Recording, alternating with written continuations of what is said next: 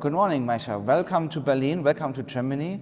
I'm happy that I have been requested to talk about your works that we find assembled here in the exhibition. My teaching moment in the conversation with you in your studio was, you're not the basic art historian or academic from the art school, but someone who comes from a more basic, very precise and interesting scientific background. Well, I always secretly wanted to be an artist, but I just didn't have the guts to do it. But I also really loved science. And science can be very creative also within the laboratory environment. So I think in a lot of ways there's an overlap with the approach. I did study science. I studied cognitive science and specialized in neuroscience. And the deeper you get into scientific research, the narrower your question becomes. And I was so bored by those tiny questions. I always wanted to understand big things. I want to know why I'm here. What happens after I die?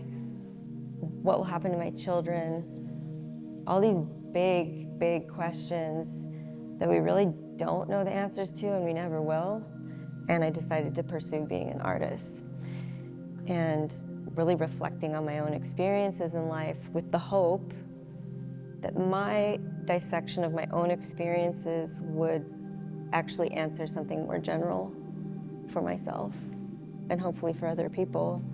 If we look at the paintings that are here, they are all from your very recent period of working from the studio. What we can see are colors, we can see color fields, we can see a very strong accuracy and very thin lines. So approaching this technical question of how Maysha Mohamedi is working on an artwork, I would be happy to learn more about this technical first steps that you put on the canvas.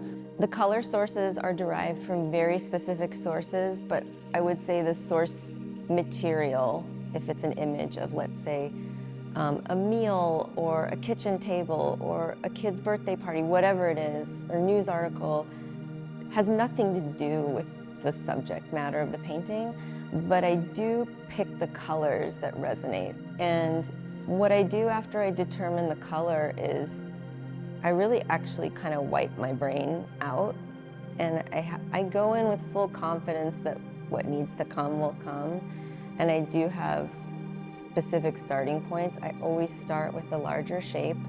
I usually use a mechanical pencil, and I sit in front of the painting maybe for a week or 2 weeks without doing anything, and I only act when I must. When we talk about abstraction, this means that, as you have been explaining, there is a story, there are motives from maybe magazines, from old cookbooks, from fanzines that you use to get both form and color. And in the end, what we can see touches our imagination. So we want to project our own stories into this work. And the history of abstraction comes from that point that, like Wassily Kandinsky, when he started inventing abstraction, he was using all the ideas from his surroundings, from landscape up to toys or maybe even figurative elements.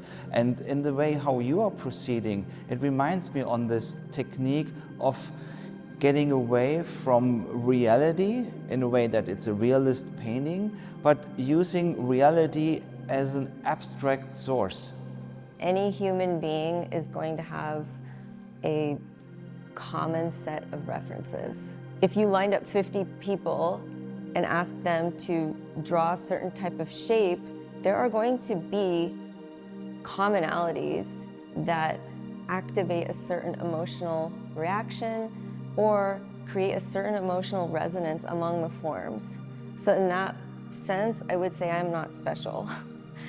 But I do think that when you're drawing these shapes, over the course of time, every single day, there are nuanced aspects of how the line is applied to the surface that reveal something else and create different shapes that activate people in really unique ways. This circular shape I had invented for the first time in a painting 1 year ago. And I love this shape. And it was connected actually to something else. But then the fact that these three were together in this vignette I could feel inside myself that I had figured something out.